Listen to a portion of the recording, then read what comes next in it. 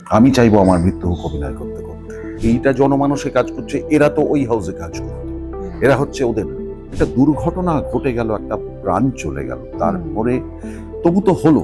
কারুর যদি গায়ে একটুখানি লাগে সঙ্গে সঙ্গে তেড়ে পড়ে চলে ওঠে। শুধু ইমোশনের উপরে বেস করে কোনো সিদ্ধান্ত নেওয়া যায় না।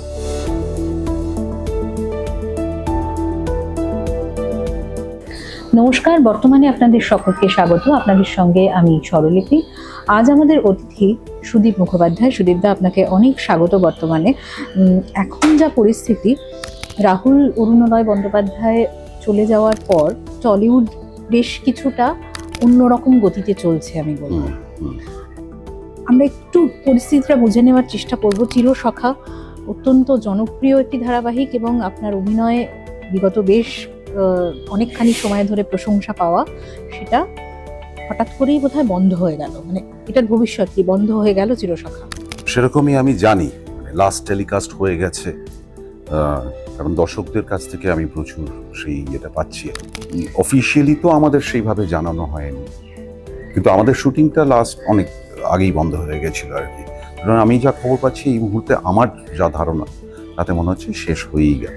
আর্টিস্ট ফোরাম যেটা আমাদের জানিয়েছিলেন, আর্টিস্ট ফোরাম এবং ফেডারেশন একটা যৌথ উদ্যোগে রাহুল চলে যাওয়ার পর ভুলে বাবা পারকারেগা যে প্রোডাকশন হাউসের প্রোডাকশন ছিল, সেই প্রোডাকশন হাউস যতক্ষণ না আইনত নিজেদের নির্দোষ প্রমাণ করতে পারছে, এই প্রোডাকশন হাউসের কোনো রকম প্রজেক্টের সঙ্গে শিল্পী এবং কলাকুশলীরা যুক্ত থাকবেন না। কিন্তু তারপরেই আমরা দেখলাম চিরসখার কিছু শিল্পী কলাকুশলীদের সঙ্গে আবার আর্টিস্ট ফোরাম একটা বৈঠকে বসলো। বোধহয় কিছুটা সমাধান সূত্র বের করার একটা চেষ্টা করা হয়েছিল।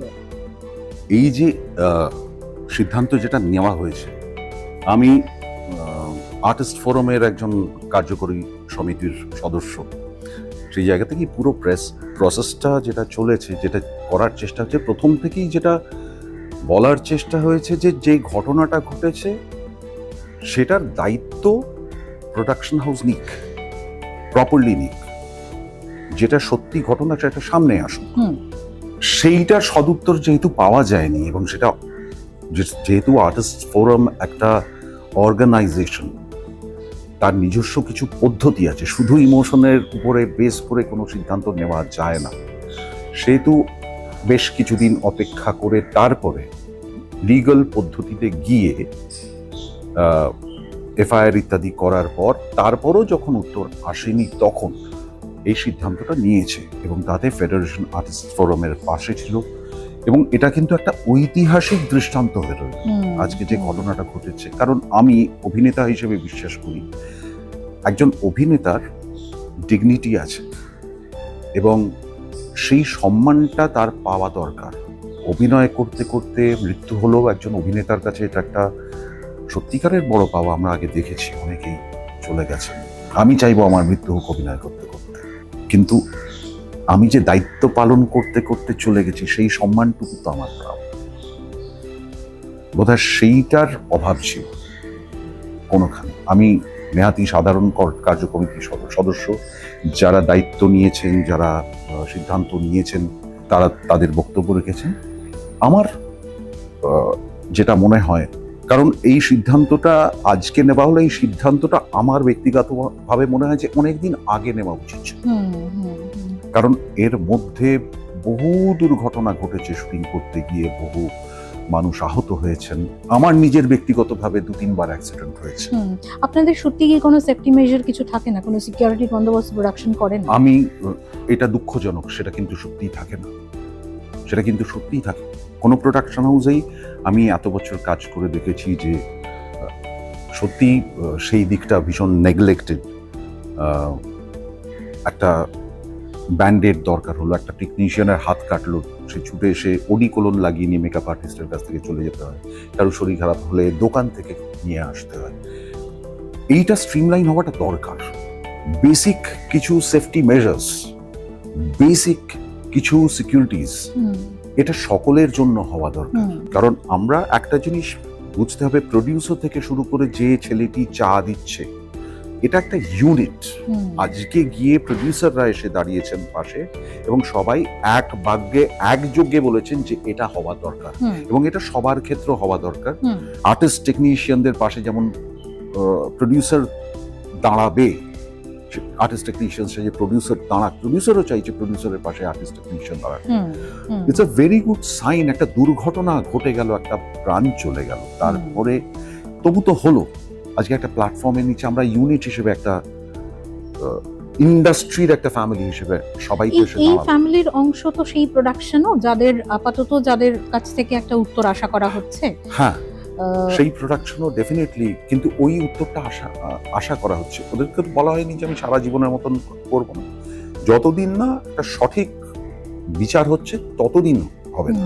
লীনা গঙ্গোপাধ্যায়ের সঙ্গে আপনার দীর্ঘ সম্পর্ক, আপনি অনেক দিন ধরে কাজ করেছেন। আমি 2019 থেকে ওদের শ্রীময়ী সিরিয়াল থেকে প্রথম কাজ করতে আরম্ভ করি। শ্রীময়ীও অসম্ভব জনপ্রিয় হয়েছে। এমন অনেক আর্টিস্ট আছেন যারা বহু বছর ধরে কাজ করেছে, এই ঘটনাটা 12, 13, 14 বছর ধরে কাজ করেছে। আমি সেই তুলনায় অনেক নতুন।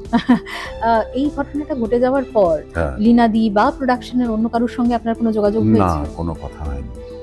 এই যে আপাতত এক্সিস্টিং দুটো সিরিয়াল যেগুলো বন্ধ হয়ে গেল, টেকনিশিয়ানদের কথা সামনে আসছে, তা একটা অনিশ্চিত ভবিষ্যৎ হয়ে গেল। এদের মধ্যে অনেক টেকনিশিয়ানস আছে যারা দীর্ঘ 19-20 বছর এই হাউসের সঙ্গে কাজ করেছে, এই হাউসের বাইরে কাজ করে। তাদের অবস্থা সত্যি দুঃখজনক, তারা খুব কষ্ট পাচ্ছে। সেই কারণেই আমি গিয়ে, কারণ একটা সিরিয়ালের লিড হিসেবে তারা বোধহয় আমার মুখের দিকে খানিকটা চেয়েছে। এই যে অনেকে বলছে না যে এইটার করার পরও ও তো ছাড়েনি, আমি অ্যাজ এ লিড ছাড়তে পারি না, আমাদের কিছু দায়িত্ব আছে। কারণ যেই মুহূর্তে আমি সরে যাব সেই মুহূর্তে সেই কাজটা বন্ধ হয়েছে। বুঝতে পেরেছেন? আমাকে শুধু আমার কথা ভাবলে হবে না, আমাকে কিন্তু সবার কথা ভাবতে হবে, অনেকের কথা ভাবতে হবে। কারণ আজকে যদি কোনো কারণ, এই যে আজকে বন্ধ হয়ে গেল, আর্টিস্ট ফোরাম চেষ্টা করছে এদের সঙ্গে, যার জন্য আমি মিটিংটা করিয়েছিলাম, তারা তাদের কথা বলেছেন। তাদের সংখ্যাটা মোটামুটি কত? অনেকে আছেন, অনেকে তারা একটা লিস্ট করে দিয়ে গেছে। কারণ আমি বলেছিলাম যে সবাই মিলে তো ফোরামের অফিসে ঢোকা যায় না, 2-3 জন তোমরা এসো as a head of the department. যেমন ডিরেক্টর এসেছিলেন, অ্যাসিস্ট্যান্ট ডিরেক্টর এসেছিলেন, এডিটর তিনি এসেছিলেন। তারা বসে সকলের হয়ে তারা একটা চিঠি করে দিয়ে গেছেন, এবং একটা আমরা যারা আর্টিস্টরা কাজ করছিলাম তার একটা লিস্ট আমি দিয়েছি, প্রত্যেকের সঙ্গেই কথা হচ্ছে। একটা ঝড় আসলে তো তার এফেক্ট হবেই, কারণ না তার ঝড়ের এফেক্ট গায়ে লাগবে। শুধু আমরা প্রার্থনা করতে পারি যে যত তাড়াতাড়ি এদের রিইনস্টেট করা যায়, এরা কাজে ফিরতে পারে। কারণ এদের মধ্যে অনেকে আছে যাদের সত্যি কোনো হয়তো সেভিংস নেই, ডেইলি ওয়েজার হিসেবে কাজ করে, যে ছেলেটি চা দেয়, তাদের একটা সংস্থানের ব্যাপার আছে। আমি জানি না মানে কতজন এদের মধ্যে সত্যিকারের সেরকম সেভিংস আছে যে 1 মাস টেনে দিতে পারবো। ছেলে মেয়ে আছে, তাদের স্কুল সংসার আছে, বুঝতে পারছি, একদমই বুঝতে পারছি। যেটা জিজ্ঞেস করতে চাইছিলাম সেটা হচ্ছে যে ধারাবাহিক বন্ধ হয়ে যাওয়া কোনো নতুন সিনারিও তো নয়, মানে এরকমও হয়েছে আমরা জানি, চ্যানেলের এক রাতের ডিসিশনে, প্রোডাকশন হাউসের এক রাতের কিন্তু ডিসিশনে, একটা না কোথাও বোঝা যায় একটা প্রিপারেশন থাকে। কারণ এইটা একটা অন্য ধরনের ক্রাইসিস হয়েছে, কারণ এটার মধ্যে একটা বিরোধিতাও কাজ করছে, আবার এইটা জনমানসে কাজ করছে, এরা তো ওই হাউসে কাজ করছে, এরা হচ্ছে ওদের, এই ধরনের একটা মানসিকতা। এই যে এরা কোটানকোট ওদের লোক, মানে এটা আপনাকে শুনতে হচ্ছে। আমাকে তো শুনতে হচ্ছে, আমার কিছু যায় আসে না, সেটা সোশ্যাল মিডিয়ার কাজ হচ্ছে। তারা একটা টক্সিসিটি ছড়ায় এবং এরা বাড়িতে বসে নানান রকম আন্দোলন করে। তারা সিচুয়েশন জানে না, তারা সামনে যায় না, এবং বোধহয় এদের প্রচুর পেন্ট আপ ক্ষোভ না পাওয়া থাকে, যেগুলো ওরা টক্সিক ভাবে সেখানে আমাকে চেনেও না, তা আমাকে ব্যক্তিগত আক্রমণ করছে। আমাকে যে চেনে সে হয়তো বলতে পারে, কিন্তু যে একেবারেই চেনে না সে ব্যক্তিগত আক্রমণ করছে, খারাপ কথা বলছে, নোংরা কথা বলছে, একটা খাপ পঞ্চায়েত দিয়ে চলছে। এটা আমার মনে হয় না গুরুত্ব দেওয়ার কোনো প্রয়োজন আছে। খারাপ তো লাগে, কারণ আমাকে যারা চেনে এত বছর ধরে, আমি 26 বছর ফিল্ম ইন্ডাস্ট্রিতে কাজ করছি, আমার মনে হয় না কেউ বলতে পারবে আমি কারোর সঙ্গে কারোর কোনো ক্ষতি করেছি। বরঞ্চ আমি উল্টে পাশে থাকার চেষ্টা করি, যার জন্য নতুন কোনো ছেলে মেয়ে কাজ করতে এলে তারা আমার সঙ্গে কাজ করতে কমফোর্টেবল ফিল করে। এবং আমি যাদের কাছ থেকে শিখেছি তারা অ্যামেজিং লোকজন। আমি নাম করে বলতে পারি, বেনুদা, শান্তিদা, চন্দনদা, রজতাভ দত্ত, এদের কাছ থেকে আমি শিখেছি ওয়ার্ক কালচার কি হতে পারে, কি ডিসিপ্লিন থাকতে পারে। আমাকে শান্তিদা আমরা তখন নতুন মোবাইলে এসছে, ওই গেম খেলতাম, শান্তিদা আমায় বলেছিল, এই যে তুই গেম খেলছিস, এই সময়টা তো স্ক্রিপ্টটা ভালো করে পড়তে পারিস, আমরা তো সুযোগই পাই না স্ক্রিপ্ট পড়ার। সবাই জানে সুদীপ মুখার্জি ফ্লোরে মোবাইল নিয়ে যায় না, এদের কাছ থেকে শেখা। ঠিক আমার প্রথম কথা হয় যে যারা বিপদে পড়েছে তাদের পাশে একটুখানি হাত বাড়িয়ে দেওয়া, আগে তুমি তাকে ধরার চেষ্টা করো। আপনারা মানে এই স্ট্রিমলাইনটা করছেন কিভাবে? তাদের কি অন্য কোনো প্রোডাকশনে যাতে কাজের ব্যবস্থা করা বুম্বাদা যায়? এত কাজের মধ্যেও কিন্তু ব্যক্তিগত উদ্যোগ নিচ্ছে, আচ্ছা। এটা আশ্চর্য। লোকটা না মানে সকাল থেকে তার তো নিজস্ব কাজ আছে এবং তার কাজের পরিধি অনেক বড় আমাদের চেয়ে। বুম্বাদা লিড করছে, সে প্রতি মুহূর্তে বলছে আমি লিডার নই, তোরা সিদ্ধান্ত নে। কিন্তু প্রতিটা মুহূর্তে সে আছে, শান্তিদা প্রতিটা মুহূর্তে তারা আছে, দেবদূত, রানা মিত্র, পায়েল, বাসব দত্ত, এরা সব আছে ওখানে। তাদেরও তো কাজ করে, তারা তো ডেইলি কাজের ব্যাপার আছে, তার সত্ত্বেও তারা কিন্তু আছে, থাকছে প্রতিটা মুহূর্তে। শুভ্রজিৎ দত্ত এদের কথা শুনছে এবং একটা স্ট্রিমলাইন করার চেষ্টা হচ্ছে। বুম্বাদা ব্যক্তিগতভাবে উদ্যোগ নিচ্ছে। মানে এই দুটো আর এই রাহুলের যারা বন্ধু যিশুরাও আসছে এখানে, দুপক্ষেরই কথা বলছে তারা কিন্তু রাহুলের কথা যেমন বলছে, যে মানুষটা চলে গেল তার কথা বলছে, যাদের কাজ চলা গেল তাদের কথাও বলছে, কিন্তু তারা রাহুলের they are so responsibility is amazing to see. যে আমি গর্ববোধ করি যে এই রকম লোক আছে আমাদের ট্রেডে, আমরা একেবারে স্বার্থপর হয়ে যাইনি। It is amazing. মানে রাহুলের মৃত্যুর বিষয়টা এখন পুরোটাই তাহলে তদন্ত সাপেক্ষ, মানে আইনের ব্যাপার। সেটা তো হ্যাঁ, মানে আপনি তো জানেন এটা তো, মানে ওটার যতক্ষণ না আসছে আর্টিস্ট ফোরামের সিদ্ধান্ত তারা অনর যে এটা শুধু আর্টিস্ট ফোরামের সিদ্ধান্ত, ফেডারেশন, ওটা ইন্ডাস্ট্রির একটা সিদ্ধান্ত। কিন্তু আপনার এই 26 বছরের জীবনে এরকম ইউনিটি তো দেখেননি, এই প্রথম দেখছেন। মাঝে মাঝে এই রকম ইউনিটিটা আমি দেখিনি, কিন্তু লড়াই আর্টিস্ট ফোরাম প্রচুর করেছে। বহু সময় হয়েছে, অনেক আর্টিস্ট টাকা পায়নি, আর্টিস্ট ফোরাম লড়াই করে। আমি যেটা বলেছিলাম, আর্টিস্ট ফোরাম আমরা একটু ভদ্রভাবে সবকিছু করার চেষ্টা করি। আমি কদিন আগেই বলেছিলাম যে আমরা এই যে লড়াইটা, এটা টেস্টিমোনিয়াল রাখা হোক, মানুষ জানুক, মানুষের জানা দরকার আর্টিস্ট ফোরাম কি করে, কেন আর্টিস্ট ফোরামের প্রয়োজন।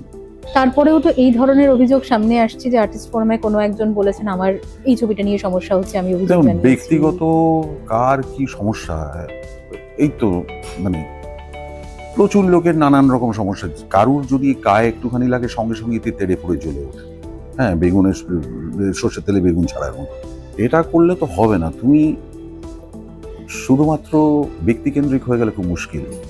তোমার সার্বিকভাবে বুঝতে হবে this is an organisation, this is not individual house, যে আমি হচ্ছি বাড়ির মালিক, আমার বাড়ির লোকে আছে, আমি যা বলবো সেটাই শেষ কথা। মানে আপনি বলছেন এখানে কোনো ডিসক্রিমিনেশন নেই? ডিসক্রিমিনেশন নেই, সত্যিই নেই, সত্যিই নেই। টেকনিশিয়ানদের পাশে কতবার দাঁড়িয়েছে, উল্টোটাও হয়েছে। আমার ব্যক্তিগতভাবে ডিফিকাল্ট অ্যাক্সিডেন্ট হয়েছে 2010-এ এই টেকনিশিয়ান স্টুডিওতে। কাঁচের টেবিলের উপরে গিয়েছিল, সরু কাঁচ দেওয়া হয়েছিল সেন্টার টেবিলের বসের সিন, কাঁচ ভেঙে সোডের মতন কাঁচ ঢুকে গেছিল এখান থেকে। এই লড়াইটা তখন হয়নি, কিন্তু আমি সেদিন শুনেছিলাম যে আমাদের ফিল্ম ইন্ডাস্ট্রির 70% লোক সেদিনকে আমার ওই হসপিটালের নিচে দাঁড়িয়েছিল সারা। আমাকে এই টেকনিশিয়ানসরা তুলে নিয়ে হসপিটালে পৌঁছে। সেটা হয়তো আপনি সুদীপ মুখার্জি বলে, অন্য কেউ বলে হয়তো। আমি 10 বছর, আজ থেকে 15 বছর আগে কথা বলছি। এটা কিন্তু শুধু সুদীপ মুখার্জি বলে নয়, অনেকের ক্ষেত্রে হয়েছে। তার একটা হয়তো এখন যে বেশি পরিচিত তারটা খবর হয়, যে কম পরিচিত তারটা খবর হয় না। এই আপনাকে টেলিভিশনে কি মানুষ এক্ষুনি দেখতে পাবেন, সেরকম কোনো সম্ভাবনা আছে? আমি টেলিভিশনের কথা আমি জানি না এক্ষুনি, তবে কিছু সিনেমা, কিছু বিজ্ঞাপন ইত্যাদি, প্লাস আমার নাটক, আমার নতুন নাটকের রিহার্সাল চলছে। সেই নাটকের, কারণ মে মাসে শো, জুন মাসে শো, তো সেই নাটকের রিহার্সাল চলছে তোড়জোড় করে, সেগুলো নিয়ে আছি আপাতত।